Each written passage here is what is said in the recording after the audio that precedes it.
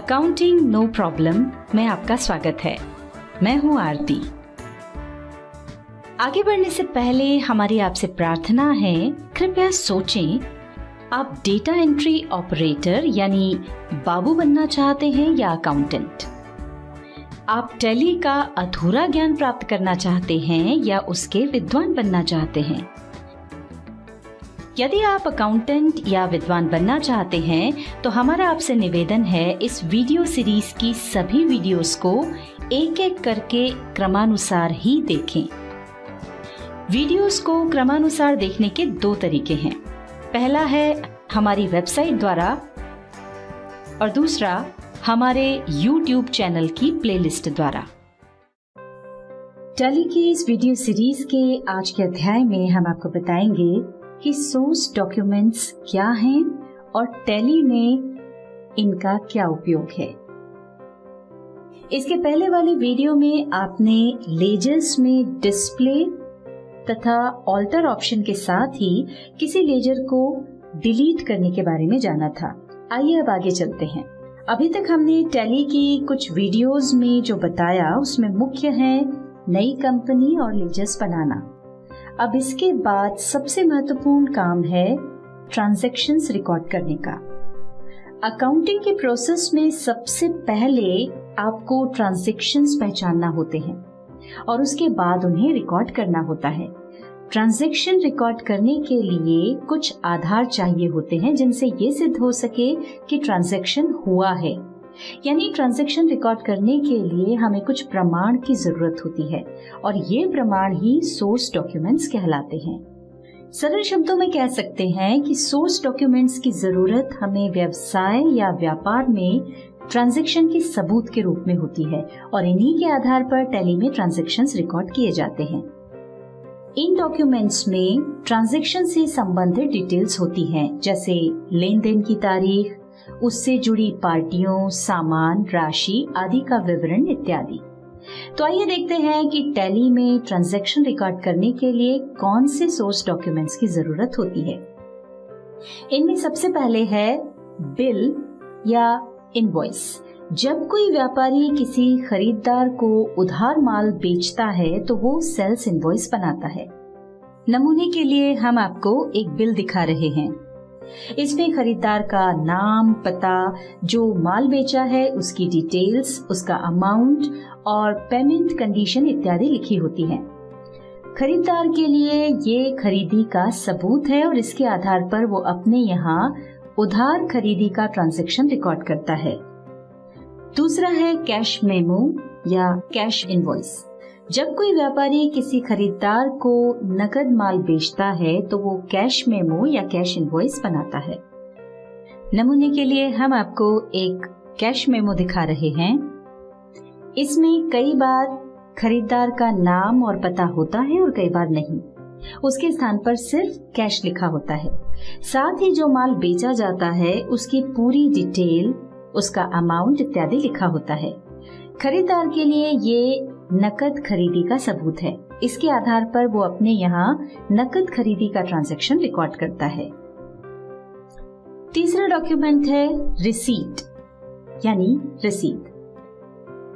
जब कोई खरीदार उधार माल खरीदता है और फिर बाद में उस माल का भुगतान करता है, तब भुगतान प्राप्त करने वाला यानी सप्लायर उसे एक रसीद देता है जिसमें रसीद की तारीख, खरीदार की डिटेल्स, अमाउंट और वो पेमेंट किस संदर्भ में प्राप्त हुआ है उसकी डिटेल्स होती हैं।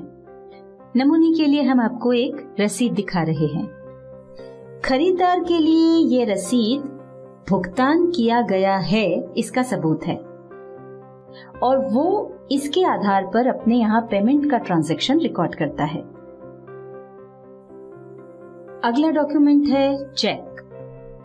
जब कोई खरीदार उधार माल खरीदता है और वो उस माल का भुगतान बैंक के चेक द्वारा करता है तो इस चेक की डिटेल्स के आधार पर इस ट्रांजैक्शन को खरीदार और सप्लायर दोनों अपनी पुस्तकों में रिकॉर्ड करते हैं। चेक से जो भी लेन देन होता है वो बैंक के माध्यम से होता है और बैंक स्टेटमेंट में उस चेक का विवरण देखा जा सकता है। नमूने के लिए हम आपको एक चेक दिखा रहे हैं। नेक्स्ट है क्रेडिट नोट। जब कोई खरीदार खरीदा हुआ माल सप्लायर को पूरा या आंशिक रूप से वापस करता है तो सप्लायर उस ट्रांजैक्शन को रिकॉर्ड करने के लिए अपने यहाँ क्रेडिट नोट बनाता है और यही क्रेडिट नोट माल वापस प्राप्त हुआ इसके सबूत के रूप में खरीदार को देता है। इसी तरह कई बार खरीदार माल से संबंधित कोई शिकायत करता है तो सप्लायर खरीदार को कुछ छूट प्रदान करता है और इस छूट के लिए भी सप्लायर क्रेडिट नोट बनाकर खरीदार को देता है। क्रेडिट नोट में खरीदार की डिटेल्स के साथ ही माल की डिटेल्स या छूट का कारण और अमाउंट लिखा जाता है। इसके बाद है डेबिट नोट। जब कोई खरीदार खरीदा हुआ माल सप्लायर को पूरा या आंशिक रूप से वापस करता है तो खरीदार इस वापसी के ट्रांजैक्शन को अपने यहाँ रिकॉर्ड करने के लिए डेबिट नोट बनाता है। साथ ही वो जो माल वापस कर रहा है उसके साथ ये डेबिट नोट सप्लायर को भी भेजता है।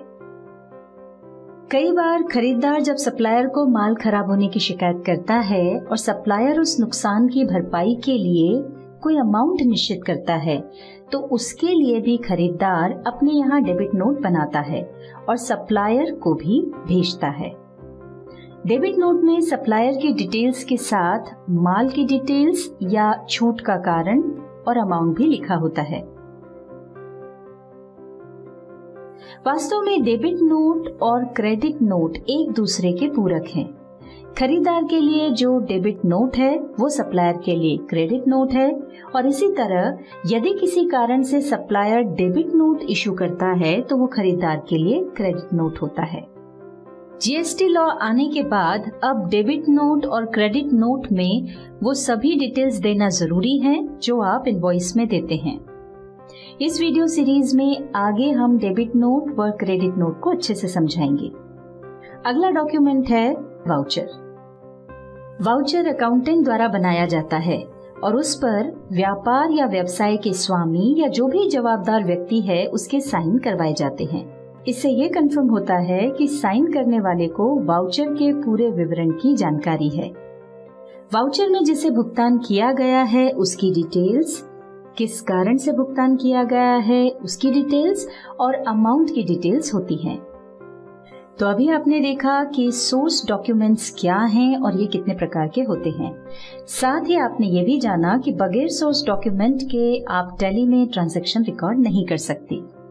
इसके बाद वाली वीडियो में हम आपको बताएंगे कि टैली में ट्रांजैक्शन रिकॉर्ड करने के लिए वाउचर्स क्या होते हैं और किस वाउचर का उपयोग किस तरह के ट्रांजैक्शन के लिए किया जाता है।